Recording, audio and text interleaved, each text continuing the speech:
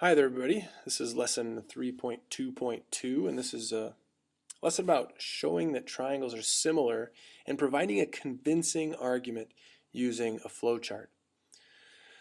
Um, so, first question is you see a couple of triangles there. Are those triangles similar? Well, from yesterday, you know there's two different ways you can show triangles are similar. There's side-side-side similarity, and there's angle-angle similarity. So the question is, if we were going to show those triangles are similar, which one would we use here? Well, we don't know anything about any of the sides in either of these two triangles.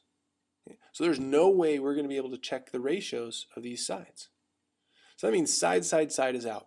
The only way we're going to be able to do this is with angle, angle. And with that, we have to show that two pairs of angles are the same. So do we have two pairs of angles that are the same here? And as you can see, we do. Angle A is 32 and angle T is 32. Okay, there's one pair of angles. Angle B is 75 and angle P is 75. There's two pairs of equal angles. So are these similar? Yes, they are. And we know they're similar by angle-angle similarity. In other words, as you can see, as I was talking, I actually said a lot before I said yes by angle-angle similarity. And in order for this to be a real convincing argument, we need to include all those facts that I talked about before I actually wrote down angle-angle similarity. Now, you could write that out in a paragraph and in a couple of sentences. However, to make it shorter and a little bit easier, often in math we use, in geometry anyway, we use flowcharts to kind of show our thinking and really provide, again, a convincing argument for why those triangles are similar. So now any flowchart, I'm going to show you what this flowchart for this one looks like, but any flowchart that you do will always start with a plan. And the plan is just how you're going to show that the triangles are similar.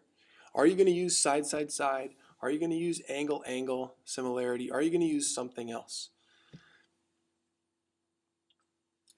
In this case, we're going to use angle, angle because we don't know anything about any of the sides.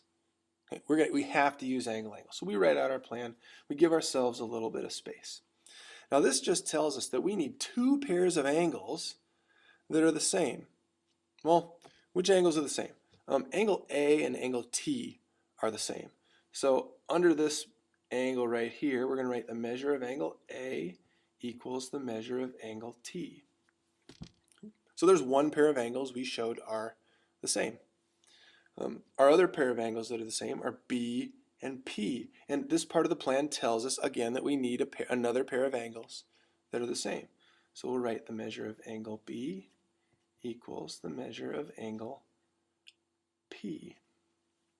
Now, if you're not careful, some of the stuff kind of runs together and it gets confusing too. So to separate ideas, when you make a flowchart, usually circle kind of the facts that go together, or we circle individual facts. Let's put it that way. So this is one of them. This is another one. Just so we don't, in case we write them close together, we don't think that it's all one statement. It can get kind of confusing. So just to separate these statements out, we put circles around them. And this is common for any flowchart you'll do in this class. Now, that is all we need to show. We have fulfilled our plan. Our plan said that we need two pairs of angles that are the same, and here we've got them. So we don't need to say anything about angles O and C or any of the sides. Our plan is complete. So we've provided all the evidence we need to say that the triangles are similar. So the next step is to actually say that the triangles are similar.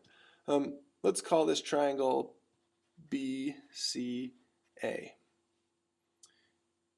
doesn't matter what you call it as long as you use these 3 points. Now, as I'm sure you remember from class, the points have to go in the same order. Now, I started with B, so which angle over here corresponds to B?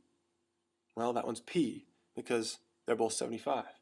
So we got to start this one with P. Let's see, C is next. The one that corresponds to C is O. So O comes next, and the one that's left is T. So triangle BCA is similar to triangle POT. And again, we'll circle that.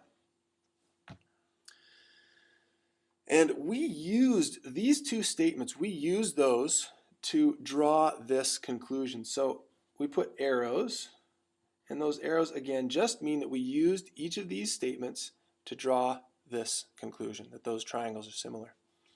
Now the last step is to justify. How do we know that this one is true?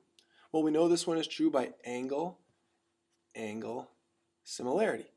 That if two pairs of angles in triangles are the same, then you have similar triangles. And this is the short way to write that. And it just goes kind of in the lower right hand, or below and to the right of the bubble that you're justifying here. Not over here, not above, not up here, not right in the middle, but below and to the right.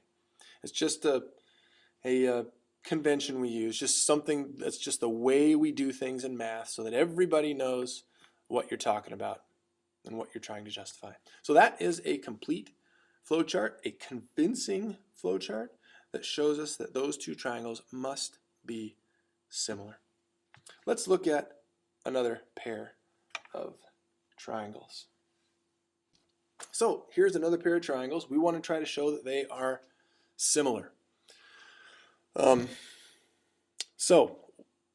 Any flowchart that we make has got to start with a plan. Okay? In this first problem that we did, our plan was angle, angle, because all the information we had in those two triangles was angles.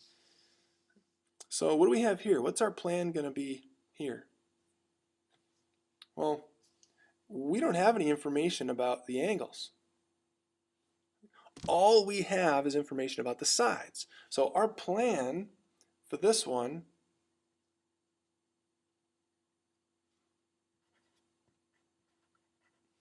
is going to have to be side, side, side.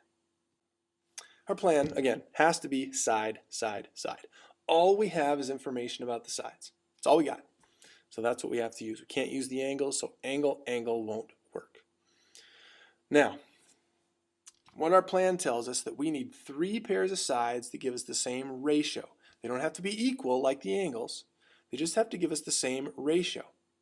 So let's take 2. Which side corresponds to 2? Well, 2 is the smallest side. So that would correspond to the smallest side over here. That's 8. So 2 and 8 correspond to each other. So we make a ratio out of those. We say 2 over 8. Now I could have done 8 over 2.